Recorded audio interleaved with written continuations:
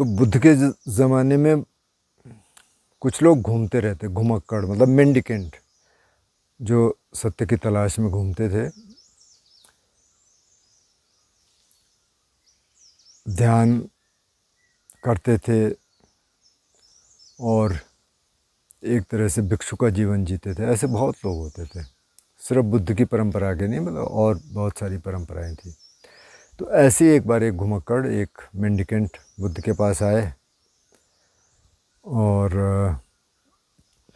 बुद्ध उनको जानते थे, मतलब वो कई बार उनसे मिल चुके थे। तो बुद्ध ने उनसे कहा कि अच्छा एक बात बताइए, कोई एक व्यक्ति है और वो लोगों को क्रिटिसाइज़ करता है, मतलब किसी को भी क्रिटिसाइज़ कर रहा है, किसी की भी आलोचना करता रहता है। एक तो ये है, लेकिन तारीफ़ नहीं करता। तो आलोचना करता है, अगर किसी में कुछ गुण है तो कुछ नहीं बोलता। तो दूसरा है कि वो लोगों की खूब तारीफ़ करता है लेकिन आलोचना नहीं करता। अच्छा, तीसरा है जो तारीफ़ भी करता है और आलोचना भी करता है। और चौथा है जो आलोचना भी नहीं करता, तारीफ़ भी नहीं करता। वो कहता है बस मेरे को कुछ लेना देना नहीं, ना काहू से दोस्ती ना काहू से बैर, जैसे कबीर कहते हैं। तो बोले आप बताइए, आप किस तरह के व्यक्ति बनना चाहेंगे? मेंडिकेट ने सोचा कुछ देर, फिर बोले बंते जी, चौथी तरह का व्यक्ति बनना चाहूँगा कि जो न तो किसी की तारीफ़ करता, न किसी की निंदा करता, बस अपना निकाल लेता है। ठीक है। फिर उसने बुद्ध से बोले बंते जी ठीक है क्या? बोले नहीं, तुम्हारे लिए ठीक है नहीं, कि आप क्या कहना चाहेंगे? बोले ऐसा है, जो व्यक्ति जहाँ तारीफ़ करनी है वहाँ तारीफ़ करता है, जहाँ आलोचना करनी है वहाँ आलोचना करता है, वो व्यक्ति सही है।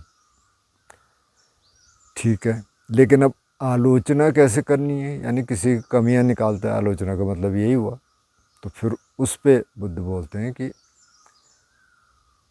पहले छोटी मोटी चीज़ों में आलोचना मत करिए, लेकिन अगर आपको आलोचना करनी पड़े, अगर आपको किसी को सामने भी बोलना पड़े कि भाई ये गलत है, तो कि पहले तो आप ये देख लीजिए कि ये बात सही है, ठीक बात है। माना कि किसी ने कोई छोटी मोटी चोरी कर ली, है ना, अब आप उसको कहना चाह रहे हैं कि भाई ये तो गलत है, तो पहले इंश्योर कर लीजिए कि भाई उसने चोरी की, कहीं ऐसा तो नहीं गलत है, तो क्रॉस चेकिंग कर लीजिए।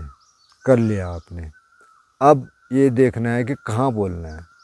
ऐसे नहीं कि 10 लोग खड़े हैं या कोई अपने मित्र के साथ बात कर रहा है, आप गए वहाँ और उन्होंने कहा हाँ भाई तूने ऐसे किया, तो उसको बुरा लगेगा, उसकी छवि भी खराब हो जाएगी। तो आप समय देखिए, स्थान देखिए, कहाँ बोलना है उसको। ये बात क्या अकेले में बोलनी ठीक रहेगी या सबके सामने बोलनी ठीक रहेगी? तो आप ये देख लीजिए। तो इस मामले में उसको अकेले में बोलिए। अब बोलेंगे कैसे? पहले अपना मानस देख लीजिए, अपना चित्त देख लीजिए, कहीं आपके चित्त में द्वेष भाव तो नहीं है, कहीं कोई ईर्ष्या तो नहीं है, कहीं आप उसको नीचा दिखाने के लिए तो नहीं बोल रहे हैं। ये देख लिया आपने कि नहीं, ये कुछ नहीं है, तब आप बोलिए। और जितना अच्छे शब्दों में हो सके, तो कठोर शब्दों का इस्तेमाल न करना पड़े, तो उन शब्दों में आप बात करिए और बिल्कुल बोलिए। जैसे आजकल लोग सोचते हैं ना, कई लोग सोचते हैं कि हाँ नहीं साहब, हम तो बुद्धिस्ट हैं या हम तो ध्यान करने वाले हैं, हम तो आध्यात्मिक हैं, हमको क्या कोई मतलब ही नहीं है, हम तो कुछ नहीं करेंगे, ना तो किसी की आलोचना करेंगे ना किसी की तारीफ करें, हमें कोई मतलब नहीं।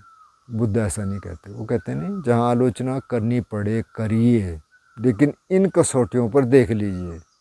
जहाँ तारीफ़ करनी हो तारीफ़ भी करिए, लेकिन तारीफ़ भी झूठी मत करिए, तारीफ़ भी देख लीजिए कि सही है कि नहीं है।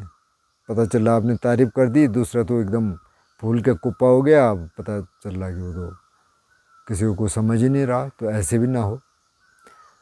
तो तारीफ़ भी करिए, आलोचना भी करिए, लेकिन पहले से ये सुनिश्चित कर लीजिए कि ये सही है या नहीं है।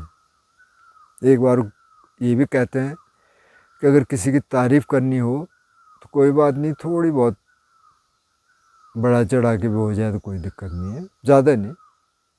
लेकिन अगर आलोचना करनी है तो कोशिश करिए कि भाई जितना कम शब्दों में, जितना कम आप कह सकें उतना अच्छा है। क्योंकि उद्देश्य क्या है, उद्देश्य आलोचना का क्या है कि ये व्यक्ति, इस व्यक्ति में बदलाव है, थोड़ा ये व्यक्ति बदले। कई बार ये भी होता है कि अगर कम्युनिटी में है तो कोई हमेशा ही गलत काम कर रहा है, खाना किसी और के लिए रखा हुआ है और किसी और ने खा दिया, तो आपको कहना पड़ेगा भाई, भाई साहब थोड़ा ध्यान रखिए, और भी हैं उनके लिए, तो आप रोज़ ही खा रहे हैं। तो वहाँ अभी ये दूसरी चीज़ होगी, क्योंकि अभी तो कम्युनिटी में दिक्कत हो रही है। ये घर में भी हो जाता है। बच्चे हैं मानो दो, तो कोई दूसरे का हिस्सा का वही खा रहा है या कुछ और चीज़ें, तो वहाँ तो कहना पड़ता है। लेकिन अगर आप इसलिए कह रहे हैं कि अच्छा इसका व्यवहार ठीक हो जाए, तो फिर देख लीजिए कि आपको किस भाषा का प्रयोग करना है, कहाँ बोलना है, स्थान ठीक है, समय ठीक है, और फिर अपनी बात बोलिए, ज़रूर बोलिए।